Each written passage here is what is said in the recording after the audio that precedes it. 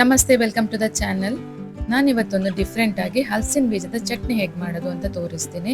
ರುಚಿ ಕೂಡ ತುಂಬ ಚೆನ್ನಾಗಿರುತ್ತೆ, ಹಾಗೆ ಆರೋಗ್ಯಕ್ಕೆ ಕೂಡ ತುಂಬಾ ಒಳ್ಳೆಯದು. ಬನ್ನಿ ಇದನ್ನು ಹೇಗೆ ಮಾಡೋದು ಅಂತ ನೋಡ್ಕೊಂಡು ಬರೋಣ. ಇವಾಗ ಮೊದಲಿಗೆ ಹಲಸಿನ ಬೀಜನ ಬೇಯಿಸ್ಕೊಳ್ಬೇಕು. ಅದಕ್ಕಿಂತ ಮುಂಚೆ ನಾನು ಇದನ್ನು ಫಸ್ಟಿಗೆ ಗುದ್ಕೊಳ್ತೇನೆ, ಮತ್ತು ಸಿಪ್ಪೆ ತೆಗೆಯೋದಕ್ಕೆ ಈಸಿ ಆಗುತ್ತೆ.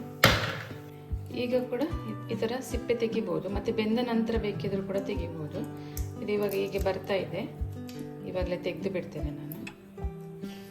ಹಲಸಿನ ಬೀಜವನ್ನು ಇವಾಗ ಸಾಂಬಾರಿಗೆ ಹಾಕ್ತಾರೆ, ಆಮೇಲೆ ಇದರದ್ದು ವಡೆ ಕೂಡ ಮಾಡ್ತಾರೆ, ಹಾಗೆ ಇದರದ್ದು ಹಲ್ವ ಕೂಡ ಮಾಡ್ತಾರೆ. ಹಾಗೆ ನಾನಿವಾಗ ಇದರ ಚಟ್ನಿ ಮಾಡಿ ತೋರಿಸ್ತೀನಿ. ಚಟ್ನಿ ಕೂಡ ತುಂಬ ಚೆನ್ನಾಗಿರುತ್ತೆ, ನೀವು ಕೂಡ ಮನೆಯಲ್ಲಿ ಮಾಡಿ ನೋಡಿ ಅನ್ಸುತ್ತೆ. ಹಲಸಿನ ಬೀಜವನ್ನು ವೇಸ್ಟ್ ಹೇಳಿ ಬಿಸಾಕಬೇಡಿ. ಇವಾಗ ಇದು ಹಲಸಿನ ಬೀಜ ಬೇಯೋದಕ್ಕೆ ಇಟ್ಟಿದ್ದೀನಿ, ಇದು ಸ್ವಲ್ಪ ಚೆನ್ನಾಗಿ ಬೇಯಬೇಕು. ಇವಾಗ ನೋಡಿ, ಇದು ಚೆನ್ನಾಗಿ ಬೆಂದಿದೆ. ಗ್ಯಾಸ್ ಸ್ಟವನ್ನು ಆಫ್ ಮಾಡಿದ್ದೀನಿ. ಇವಾಗ ಇದು ಸ್ವಲ್ಪ ತಣ್ಣಗಾದ ನಂತರ ಇದನ್ನು ರುಬ್ಕೊಳ್ಬೇಕು. ಮೆಣಸು ಹುರ್ಕೊಳ್ಬೇಕು, ಕಾಯಿ ಮೆಣಸು.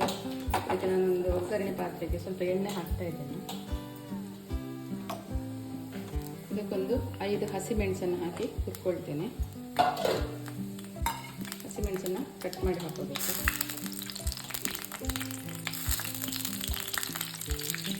ಚೆನ್ನಾಗಿ ಸುರಿಬೇಕು ಎಣ್ಣೆಯಲ್ಲಿ.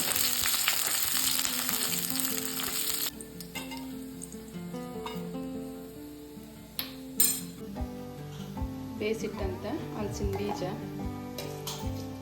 ಇದಕ್ಕೆ ಇವಾಗ ಹುರಿದಿಟ್ಟಂಥ ಹಸಿಮೆಣಸಿನಕಾಯಿ, ಹುಳಿ ಹಾಗೆ ಉಪ್ಪನ್ನು ಹಾಕೊಳ್ಬೇಕು. ಇದನ್ನಿವಾಗ ನುಣ್ಣಗೆ ರುಬ್ಕೋಬೇಕು.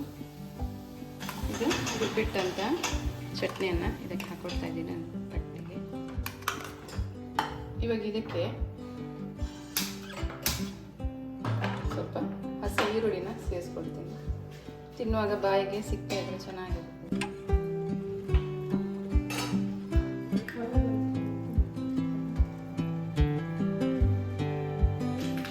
ಕೊನೆಯದಾಗಿ ಇದಕ್ಕೆ ಸಾಸಿವೆ ಮತ್ತು ಕರಿಬೇವಿನ ಒಗ್ಗರಣೆ ಹಾಕಬೇಕು. ರುಚಿಯಾದ ಹಲಸಿನ ಬೀಜದ ಚಟ್ನಿ ರೆಡಿಯಾಗಿದೆ. ಹಲಸಿನ ಬೀಜದ ಚಟ್ನಿ ಹೇಗೆ ಮಾಡೋದು ಅಂತ ನೋಡಿದ್ರಲ್ಲ. ಈ ರೆಸಿಪಿ ನಿಮ್ಗೆ ಇಷ್ಟ ಆಗಿದ್ರೆ ಒಂದು ಲೈಕ್ ಕೊಡಿ, ಹಾಗೆ ವಿಡಿಯೋನ ಶೇರ್ ಮಾಡಿ. ಯಾರು ನನ್ನ ಚಾನಲ್ಗೆ ಇನ್ನೂ ಸಬ್ಸ್ಕ್ರೈಬ್ ಆಗಿಲ್ವೋ ಅವರು ಇವಾಗಲೇ ಸಬ್ಸ್ಕ್ರೈಬ್ ಆಗಿ ನಾನು ಹಾಕುವಂತಹ ಎಲ್ಲ ರೆಸಿಪಿಗಳನ್ನು ನೀವು ನೋಡ್ಬೋದು. ಹಾಗಾದರೆ ಮತ್ತೊಂದು ಹೊಸ ರೆಸಿಪಿಯೊಂದಿಗೆ ಮತ್ತೆ ಬರ್ತೀನಿ. Thank you for watching.